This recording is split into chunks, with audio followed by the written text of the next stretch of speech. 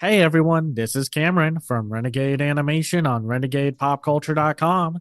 If you like what we do, please give us a like, a follow, and a rating on Apple Podcast or wherever you listen to us. We are everywhere. Consider sharing out our episodes, and if you can, consider supporting our Patreon. That way we can keep doing what we love, and that's talking about the wild, hot mess of a world of animation, especially indie animation.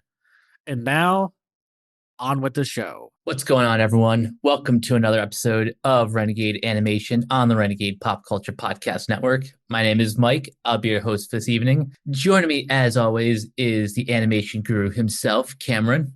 Howdy, howdy.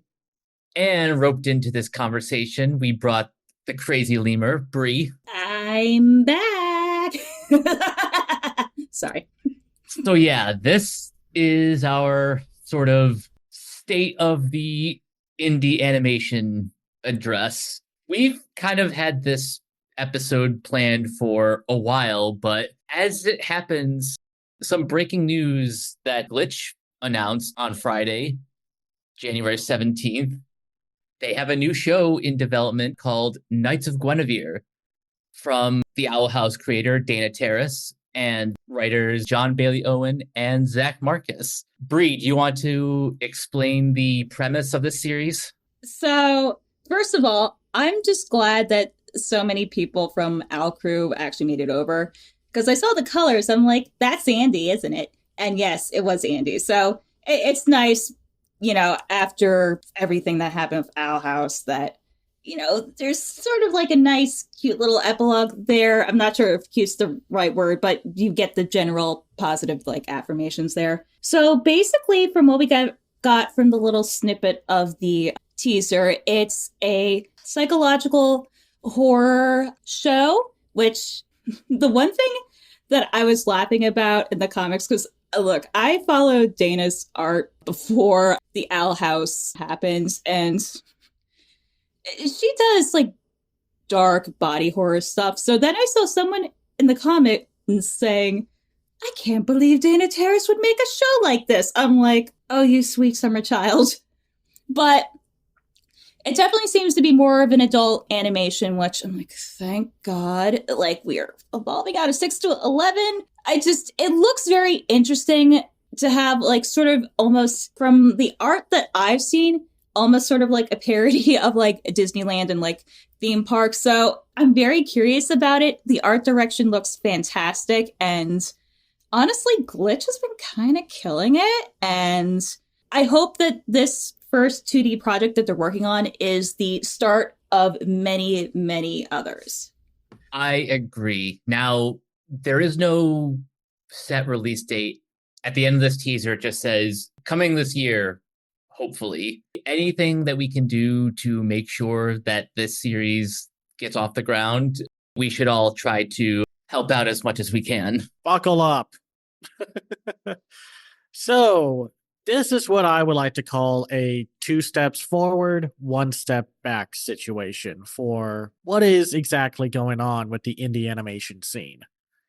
The 2 steps forward, Glitch is helping out and supporting other creatives, which is so good because when you have the privilege and possibilities that Glitch has, because they are very specific and have very special, let's just say, leverages to be able to do what they do, they are making sure other creatives out there are getting a chance to release something for their own. And it's great to see Glitch become more of like a publishing distributor production company. Like they're still going to have Digital Circus from Gooseworks and whatever else they may greenlight. But this is a good first step, along with the whole Digital Circus going to Netflix, but Netflix having no real power and control over it. It's nice. It gives the teams there not only more viewers who probably don't want to watch anything on YouTube or don't watch everything on YouTube, but it gets their work out there more where they get the good parts of dealing with someone like Netflix and not bad parts. Yeah, like the other thing that's not getting brought up, the other thing that the Netflix deal has, I mean, correct me if I'm wrong. I mean, I might be, but I'm pretty sure Netflix is covering the international dubbing, which getting your show out to international markets is kind of a big deal. So the fact that they're covering that and it seems to be like a nice symbiotic relationship, that's fantastic. That's great. I wish that was more of a thing. Here's where the step backwards is, because indie animation is still not in a good spot. And I know some specific YouTubers want to call people who have real criticisms and worries about the health of the indie animation scene as Scrooges, but the foundation is still extremely faulty. Let's not beat around the bush. Two successful shows, and it's kind of subjective of how one of those two shows is actually like how successful it is up to debate. Doesn't mean the indie animation scene is good. We've talked about this. Indie animation is in constant need of support and that delicious, desirable thing that we sadly have to keep working for, money. And a good example of this is the fact that Monkey Wrench, with its new episode, still can't quite break the million view mark, even though I think it's one of the best indie shows out there, with its constant continuation of like mix of Outlaw Star and Space Dandy, and with its new episode covering some of the backstory of our two leads. Like, it's doing a good job of progressing its story with still making it feel episodic in nature, but the support is not there. No matter how many times the Monkey Wrench crew have had to say, hey, listen, this costs money and we're already working way under what a normal TV style episode would cost. You can tell from that with its more limited animation, because having fluid theatrical quality 2D animation is a very, oh so very costly endeavor. So I honestly feel bad for the Monkey Wrench team because A, like you said, their latest episode is so good in terms of like the writing, the characters. It's kind of my favorite genre of sci-fi space western adventures, but they just can't find that like breakout success the way Hazbin Hotel did, or the Amazing Digital Circus is doing pretty much with every single episode. What that show needs is more awareness, but they need like a lot of like the bigger names in animation to endorse it so it gets more eyeballs. Oh yeah, absolutely. And just to kind of add on, I'm not sure if you've both watched last year's Port by the Sea, but we I was talked actually about it. Oh yeah. So I actually, Jordan, one of the co-creators, we were actually in a Discord together for a period of time. So I kind of saw the show a little bit, like how it was going through like post production and stuff.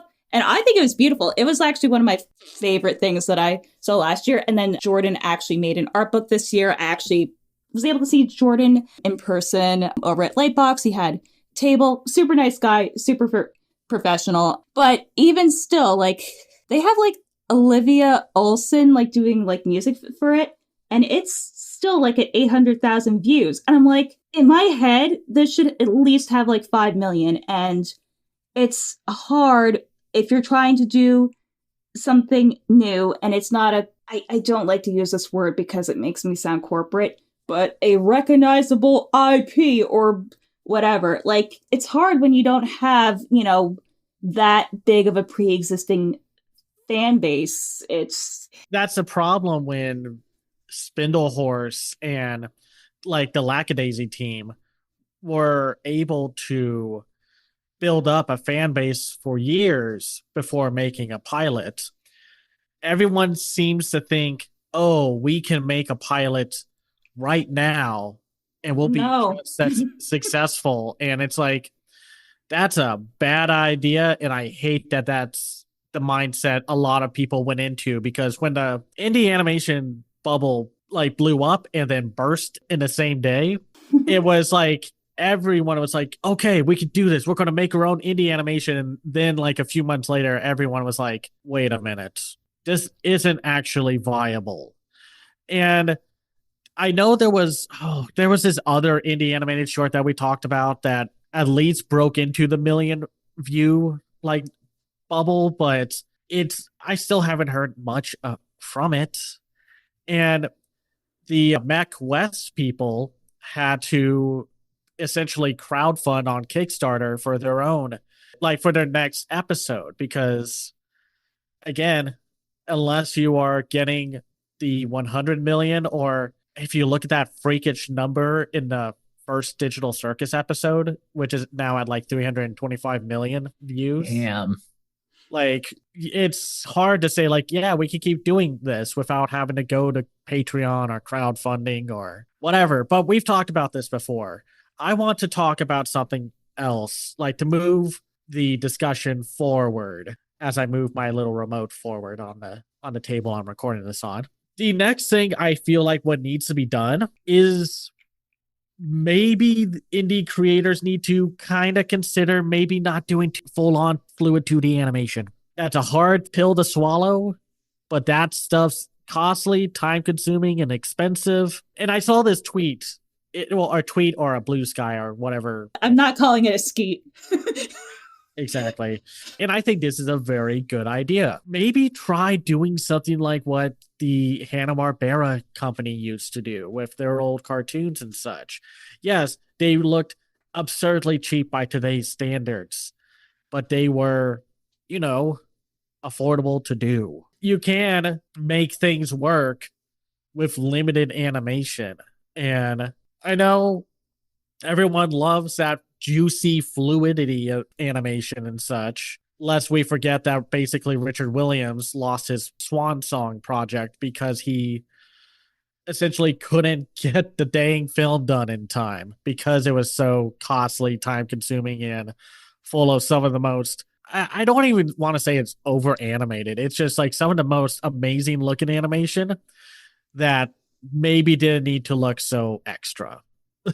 I think the word you're looking for is unwieldy, which is exactly why the version that he wanted never actually saw the light of day until after he passed away. And even then, like, maybe try doing short little animatics or something. I was thinking of animatics. Like, I feel like instead of doing like not instead of, but maybe in conjunction with like a Kickstarter, like I feel like we should just normalize actual animatics and not, fully animated, rough animation and calling them animatics, because that drives me insane. Because like, here's the thing too, like, if you look at some of like the best looking shows out there, like, have you looked at Arcane's like storyboards and animatics? It's like all like, no, I have not, but man, it's like, and like, I'm just saying, when Arcane cannot have a full-on season or 2 seasons to finish up its storyline, that's saying something. And they have all the money in the world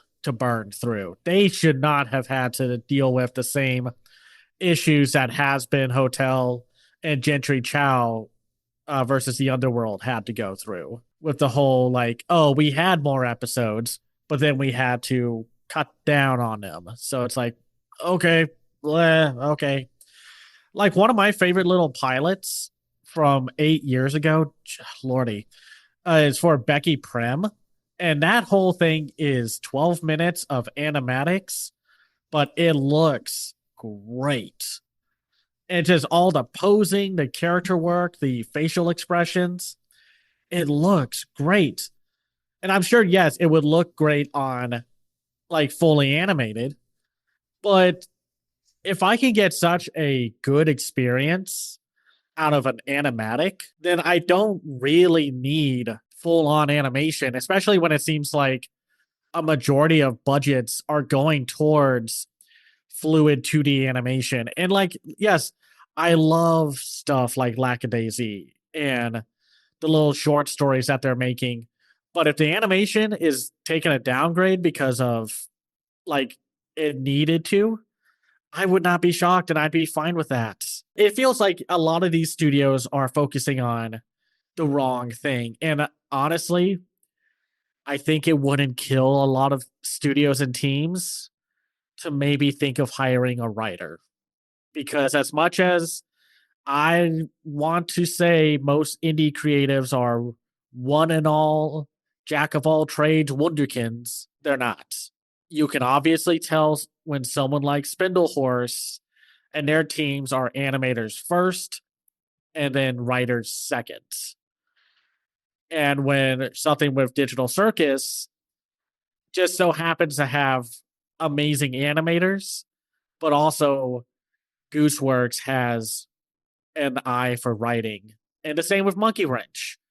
The layers upon lore and backstory that they give our two characters in Monkey Wrench is so juicy. It's delicious. You could just feel the world building, and it doesn't even feel forced. It's like the creatives took time and care to not just unload everything at once. They're just like sprinkling in little bits and pieces to how our characters are, who they are from before we ever got to see them and such.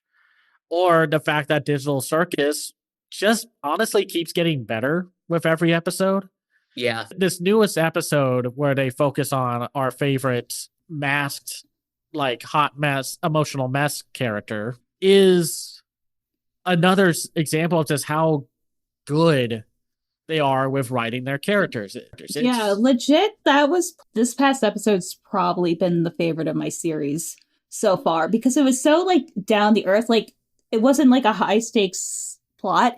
It was just a lot of genuine character building moments, which to me personally is bread and butter. It's a problem that I honestly, and I get it, they are probably suffering from the same fact that, like, hey, we probably don't actually have as much money and time to make a full 12 episodes as we need to, so we got to do it in 8.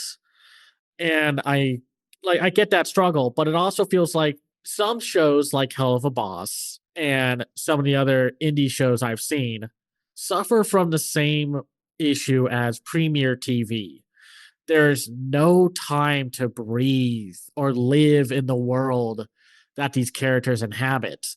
It's we got to get from point A to point B to point C, and we have no idea how well it's going to transition from each of those points. But by golly, we got to get there.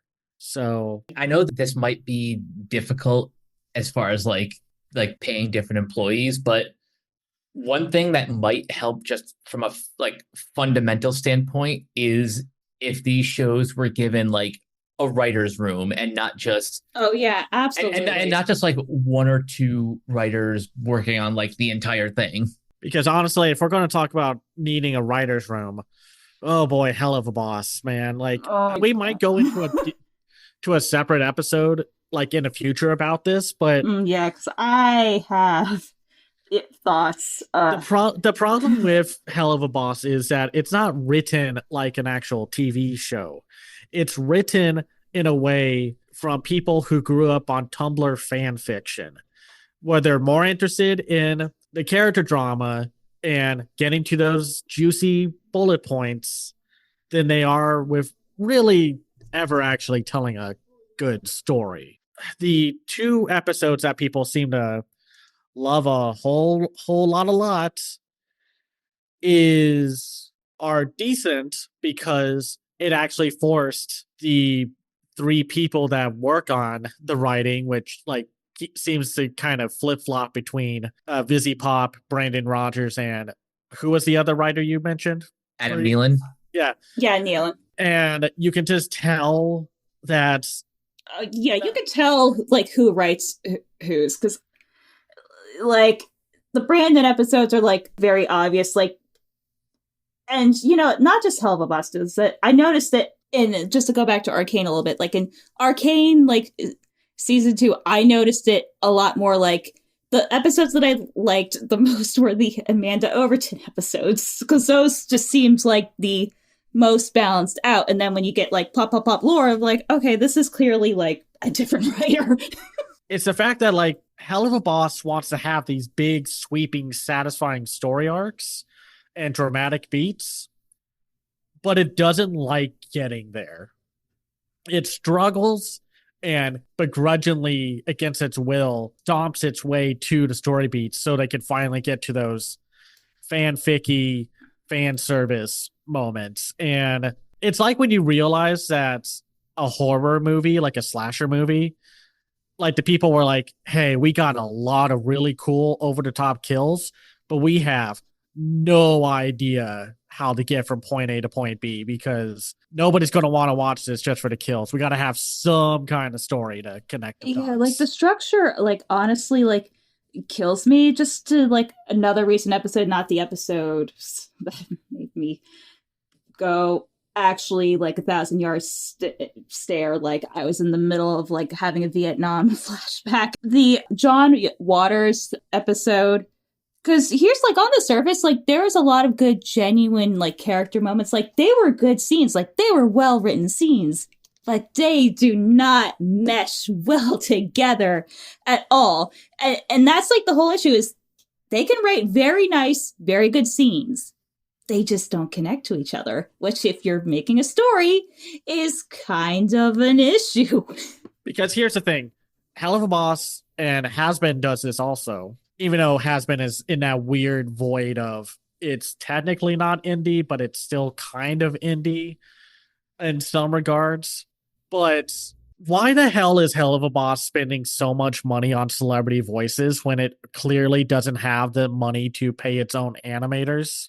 Well, here's the thing too: is I'm not even sure if they're charging above just the standard like SAG-AFTRA rate. It just the issue, at least like for me, from like a production standpoint, is that the show that they have in mind is too ambitious for the budget that they had. Because I noticed this a little bit in Has-Been too, especially those first couple episodes were super fucking rough of like some of the camera work and editing. Like they want to have, you know, the budget of like, you know, a $3 million per episode show, but they don't have that. I mean, like you hire Harvey Gilliam for one of the Hell of a Boss episodes, and he only shows up for, at the very least, 3 lines. All that money could have gone to having a better writer handle that episode. And it's like, oh, and the problem is that this show, and not, I don't mean to come off as like, let's beat on Spindlehorse because they're one of the biggest targets to talk about. But since they are one of the most prevalent voices in the indie animation scene, it's unavoidable. They want to have long, ongoing drama between their characters, but they sure as heck seem to love wrapping that stuff up within the next episode. Like the whole breakup with Blitz and Stolas was supposed to be this whole build-up event of, oh, they're finally confronting their toxic romance and relationship. And then there's like that small little moment where it's like, oh, they're actually letting it ride. They're not just instantly fixing it or making it go back to normal the moment the episode ends. And then the last 2 episodes bring them back together. And it's like, oh gosh. And let's be real about this. Even though their viewership numbers are nothing to sneeze at, Hell of a Boss has dropped off as a show in popularity. Compared to the Digital Circus, which is reeling in, at the very least, 60 to 80 million viewers per episode, Hell of a Boss is struggling to pull in, at the very most, 20 million viewers. Ooh. Like, it's still popular, but you have 2 more seasons of this. And if all your money and budget is going towards the animation and pointless celebrity casting, then why should you even bother continuing it?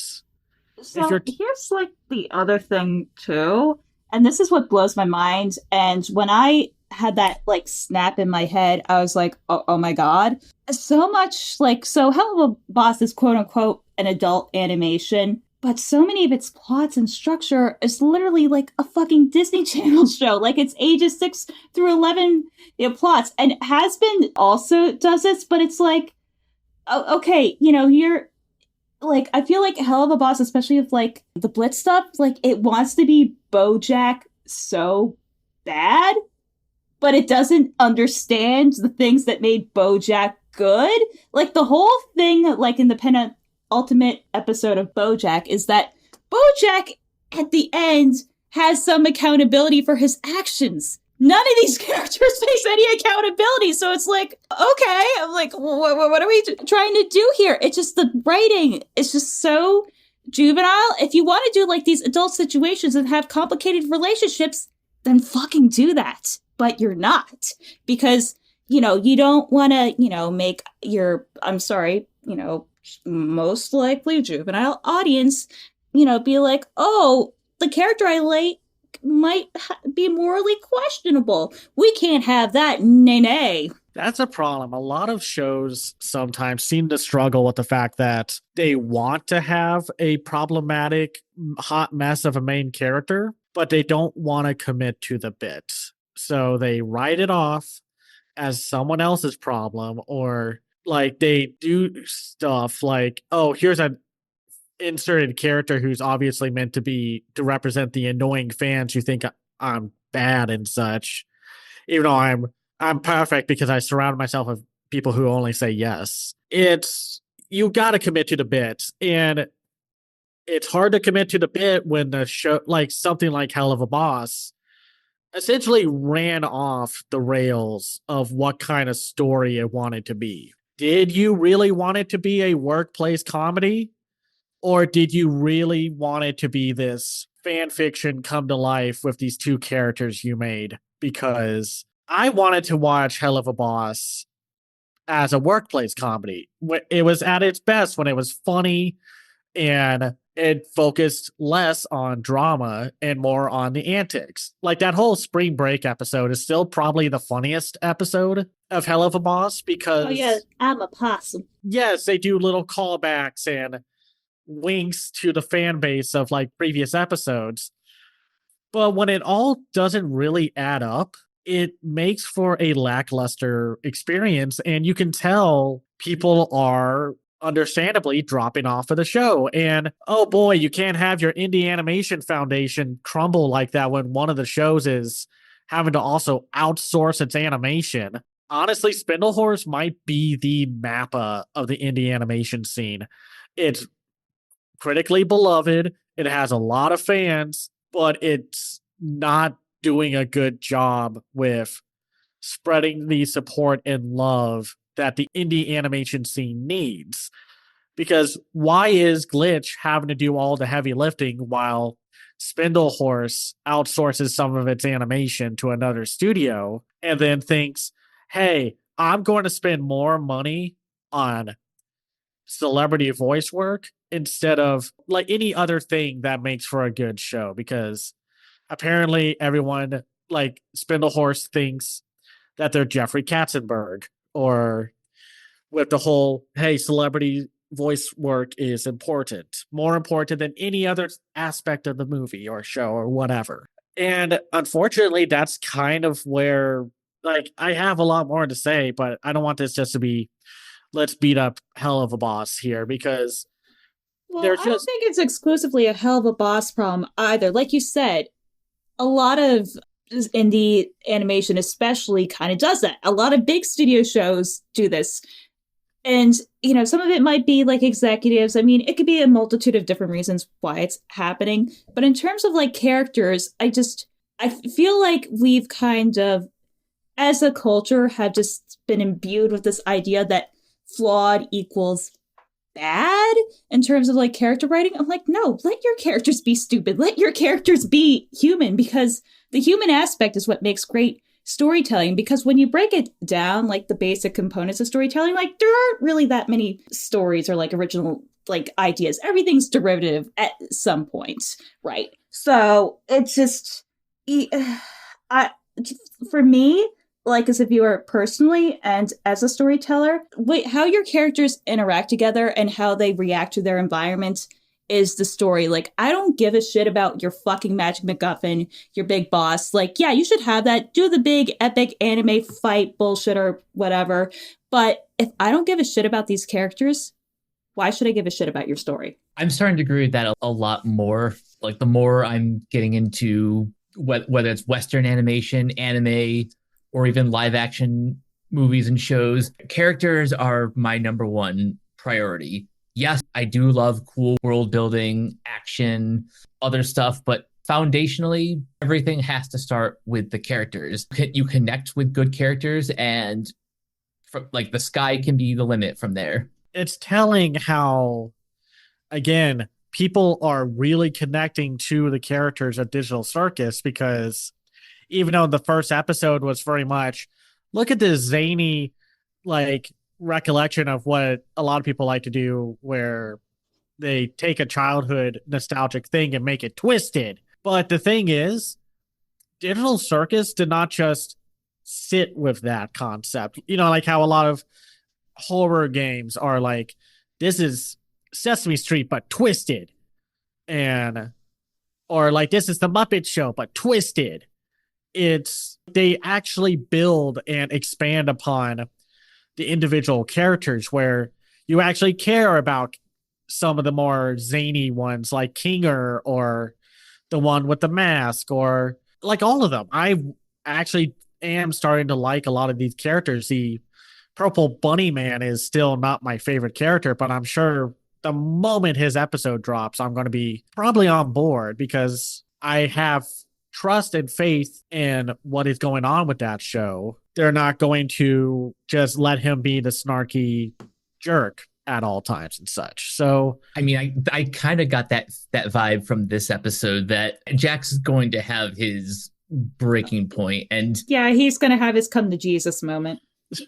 it's like watching, you know, like for big studio animation right now, Creature Commandos, a lot of the characters at first felt one note, and then James Gunn, being James Gunn, put character focus first, and you brought nuance to characters like Sergeant Robo and Weasel and what have you. Or it's not just, it's so amazing how a lot of indie productions are sadly putting visuals and flashiness over characters.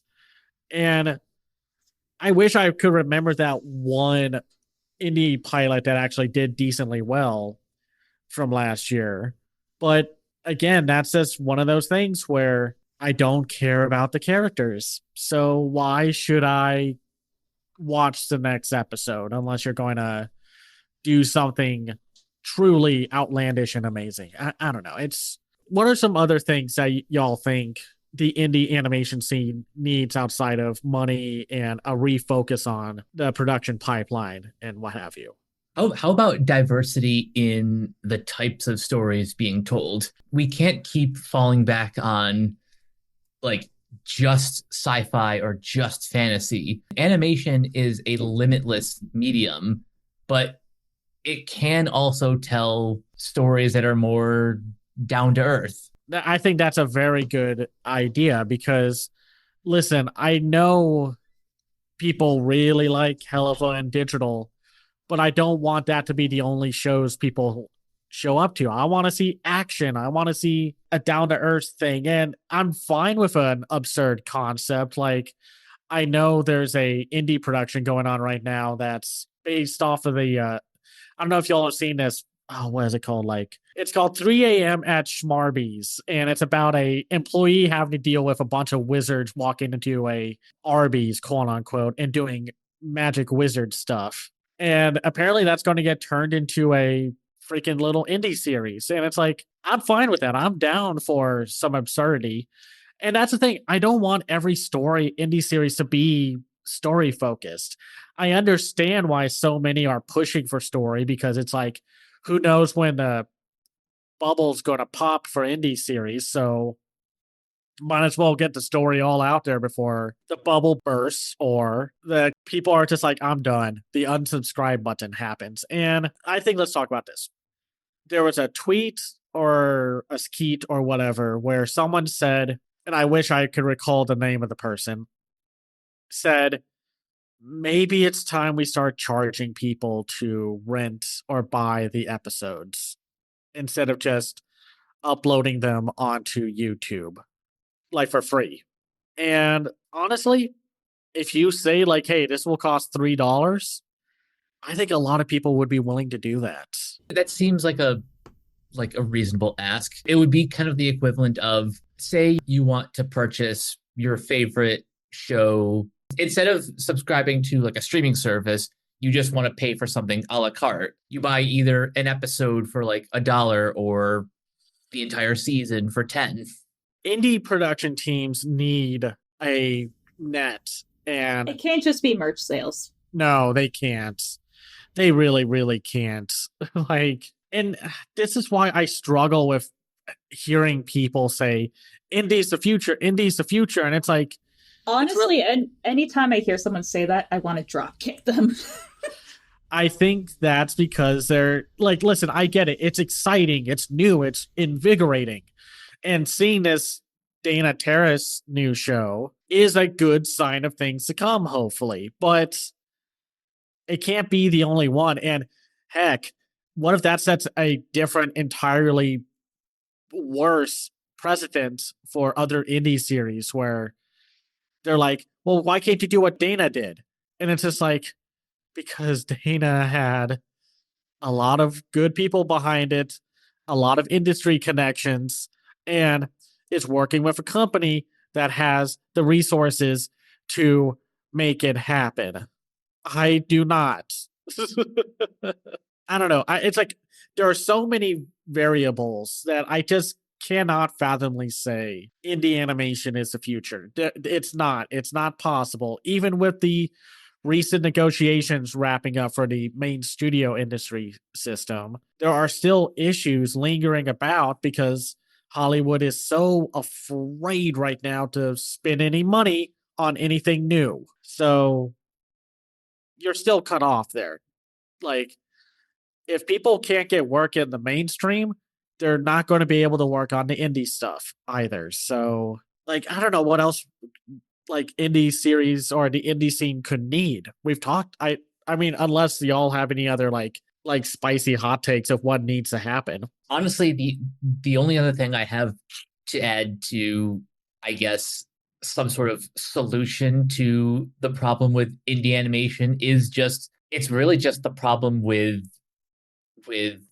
the film industry at large. It needs support from the people up at the top, and the problem is the people up at the top do not want to take any risks. They don't. And the other thing is, I think as, a collective community, as consumers, we need to stop using the term content. Like, I get why content existed, because back like 10 or 15 years ago when, brand new baby platform YouTube was emerging, we were trying to legitimize, the type of things that, we're creating. Like, this is real entertainment. This isn't art. We're making content. But now it's been like so abused that, especially with like animation, we're treating it almost as like disposable, because the novelty of like YouTube is kind of, it's long since worn off. I mean, YouTube's turning 20 this year. Like, YouTube is a legitimate platform. Like, that's not even like up for debate anymore. The issue is more like in terms of animation.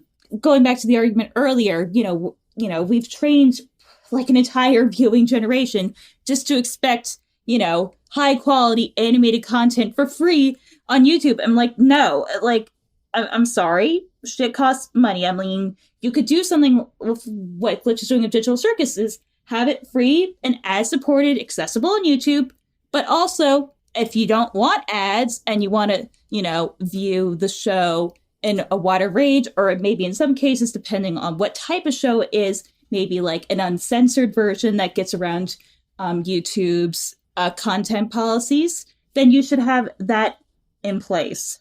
It's such a mess. And I hate that we can't be like, yeah, it's going to be great.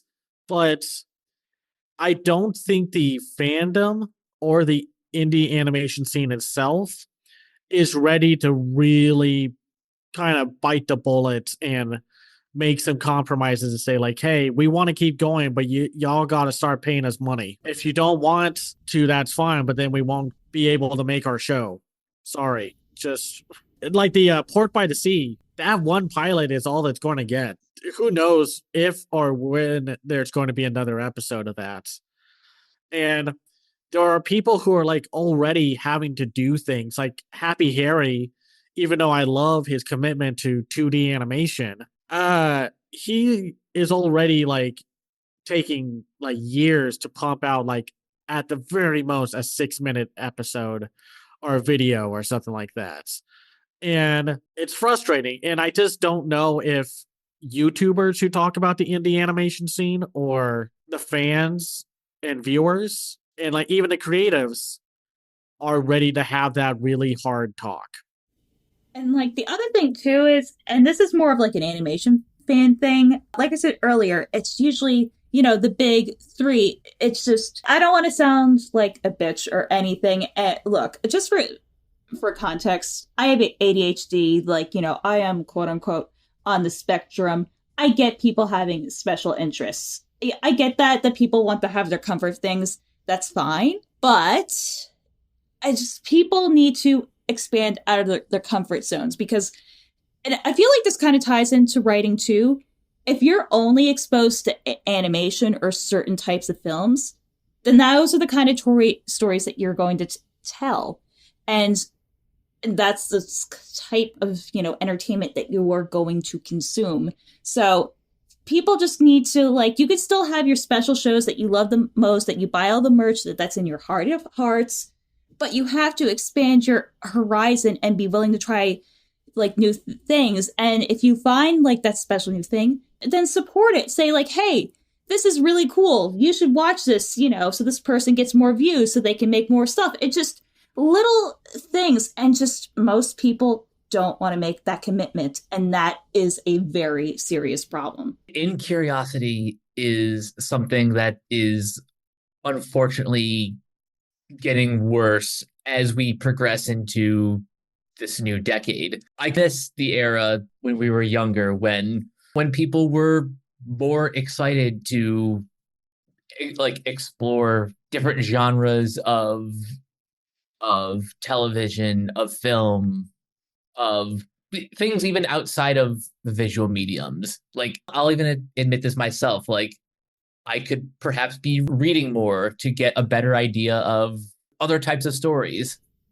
Well, I think the other issue too is a lot with like, especially in the United States, with public education. And I'm willing to admit, you know, like I didn't grow up super rich, but I definitely had like a privileged childhood. Like I went to all the art museums. Like I've been to the MoMA, I've been to the Metropolitan Museum of Art, I've been to the Philadelphia Museum of Art. Like I've been to all the science museums. Like, fun fact, when I was probably like 10 or 12, I actually met Jack Horner, and that was really cool. And we talked about dinosaur blood, and that was super neat.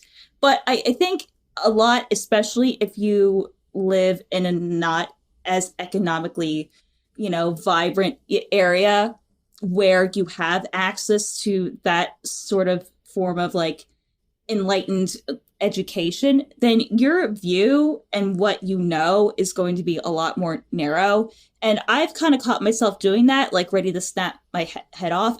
And then I kind of have to like take it back a notch when I realize I'm like, this person might not have had the opportunities that I have been blessed with.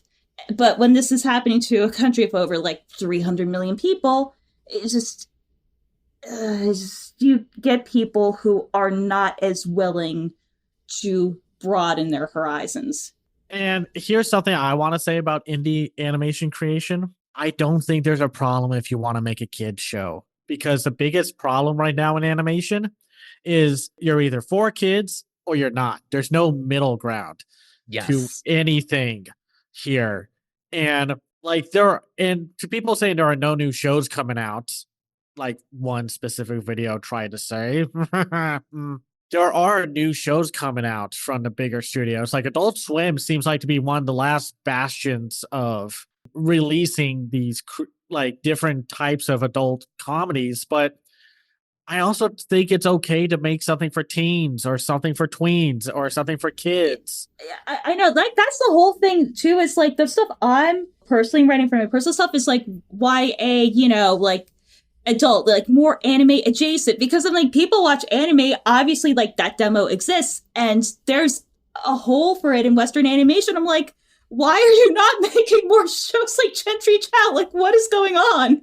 I mean, it's a thing that has bled from the executives, like who are running the bigger studio stuff right now, into the indie animation scene because everyone's like, I want to make the next big, like, adult animated series or the next, like, young adult animated series. And I want to see someone, like, do like a kid's show or something. Like, give kids something that's, like, palatable but that they can actually watch and enjoy. That's not. I mean, like I know a lot of young kids watch Digital Circus and Hell of a Boss, and even though they probably don't get as much of out of either of those things that like as adults do, it doesn't hurt to give them something that's actually made for them. You could still be smart and clever as a show aimed at teens, tweens, and kids as long as you're not just doing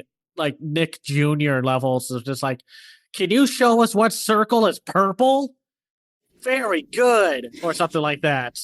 A good point of reference for anyone who wants to make shows for children is look to British entertainment, like people like Aardman Animation or like the Paddington movies. That's a good sphere of influence to draw from. You can still be smart and adult. Like, if you can hit that spectrum of made for kids, tweens, and teens, but adults end up like watching them, then you got like the successful formula there. Like, oh, Mike, what's Like- that formula from the DC universe? The one that Darkseid is always looking for? The anti-life equation. Yeah, that you got the anti-life equation if you can crack that code. So Yeah, I mean, if you do that, then like you can snort up like dollar bills. Like you've evolved above cocaine. Like you could just full up, like inhale this money. Like you could just become, green like the Hulk. I don't know. So it's like in general, I feel like, are there any other things that y'all want to bring up before we wrap this up? How about just a few final thoughts to summarize everything that we've talked about? Because at the end of the day, we all want this industry to not only survive, but thrive. And listen, as much as we trash talked about bad the Hell of a Boss writing and storytelling is, if it one day becomes better, like in the third season, it does all the changes that it needs to, I'll be here on the podcast and say, hey, they actually listened to us for once and actually made a solid story. It's them needing to take that big step. It's a blossoming industry that needs to know how to prioritize resources, focus on characters and different experiences and like audiences for their content. Yeah, different demos. Yeah, demographics. So I want it to succeed, but there's no way it can as of this moment. No, it can't. I mean, it's obvious that we're kind of going through some growing pains right now. It's not a thing that has like a single solution of like, this will fix everything. If it was that simple, like, we wouldn't even fucking be here right now. I think more people just need to understand creation. Like, not even if you're an indie creator, like, just like if you're a fan or just someone in general, like, take like a writing class. Like, if she ever does another one, Lizzie Kaye, she's brilliant. Like, I went to her, like, not just because she wrote on Infinity Train, which is a fantastic show that majorly got fucking screwed, but because she's a woman that succeeded in this space. And that's like the other thing is we need like more people, like not just in indie, but just like animation in general, from like different walks of life. Like the lack of diversity is like an issue. Like, and it's not even political. It's just because otherwise you just keep making the same goddamn shows. And like, even in my writing class, like I'm the other than Lindsay, I am the only woman in that class. So it's some things that you like pick up on. We need more creatives in the space, which is already like competitive. It's just fucking hard, dude. It is. It is. It's so challenging, man. And it's, yeah, I mean, I don't have much else to say. It's like, if the indie animation scene wants to thrive, then they need what Glitch has as a company. They need like special funding and, well, gotta be lucky to be a company that has a government that supports the arts, which we're about to go through 4 years of one that obviously doesn't. And I mean, if we're being honest, probably not since the 70s we had a presidential administration that supported the arts. I mean, if we're just going to be super honest about it. I'm just saying, because of when we're recording this, we are obviously in a country that does not support the arts. So we need more. I mean, honestly, that's really what it is. We need more support for the arts. Yeah, we need more art tax credits, because correct me if I'm wrong, but Glitch is based in Australia, right? Yep. Oh, yeah. Yeah, so I'm sure like them, like Fortiche, are taking benefit of the lovely government tax credits for film and TV production in those countries. No, exactly. And that's why they are able to do what they're doing. It just so happens that the digital circus became such a monumental hit, they were able to expand. And unfortunately, not many teams or studios or whatever production companies are able to do that. And that needs to be a thing. So if we could do that, if there can be like a Glitch that's not just Glitch in Australia, that would be a good place to start, but who knows how that's going to work out. And it's just like, again, focus on characters. Don't just dump all your money into animation. Make like diverse experiences for diverse demographics. And then maybe I'll start saying, hey, maybe they're on the right track and where they're going for this industry to thrive. Because otherwise, indie animation is going to come crumbling down way too fast. It already kind of has. I'm hoping for the best. Same. I think the main takeaway here is we fucking pay people. Seriously. Yeah, no, exactly. So, I mean, that's all I really have to say. Like, some shows are thriving and doing good, and some are thriving but need more support, and then some are needing kind of just need a facelift. coasting. Yeah, coasting. Yeah, let's hope. I'm hoping for the best, but that's where we are with the state of indie animation. It's not a great spot. It needs to have some really tough conversations about it, not only its creatives, but also its fan base, its viewer base. We'll have to see what happens there. But otherwise, that's really it for this episode. We will revisit this topic sometime in the future because, again, care about this medium and we want nothing but the best. But every once in a while, we need to just take a moment to sit down and assess what's going on. I mean, I have optimism for the future. I mean, I feel like in order to survive, you kind of have to. But I think you also have to kind of be level-headed about it and just realize that, you know, it isn't all sunshine, rainbows, and kitties, that when you're creating art as a business, you do have to make some tough decisions, and you just have to go through those growing pains if you want the art form to evolve. Otherwise, I'm like, we're just going to be doing the same things over and over again. Exactly. Next time, we're going to have a more, fun episode to have where we discuss Dogman, Herb Blue Sky, and The Colors Within. Until next time, first of all, Bree, thank you for joining us. Thank you so much for having me again. It is always a pleasure. Now, where can people find you online? Whether or not you want to find me is an entirely unique question, but I'm at crazylemur.bsky.social. I'm also at Instagram at Lemur's Rule 1. If you want to find me on Discord, it's usually some variation of a lemur because I have a deep, unhealthy obsession with proto-simians. Cameron, where can everyone find you? You can find me on Blue Sky at Cam's Eye View. I have my own website called camseyeview.biz where I review animated films and shows from around the world called The Other Side of Animation. I am also a contributor to Media Magpies, a new avenue for your take in media criticism. I also have a Patreon at patreon.com/camseyeview. That's where you can find me. And you guys can find me on various social media sites at Captain K42. You can check out my quick thoughts on letterbox.com/Coach K42. And you can follow Renegade Pop Culture on Facebook and Blue Sky at Renegade Pop Culture. You can also find us on YouTube, on Podchaser. Consider supporting our Patreon at patreon.com/Renegade Pop Culture. Listen to all of our podcasts on Spotify, Apple Podcasts, or wherever you listen. And last but not least, everything can be found at renegadepopculture.com. Need an escape? So do we.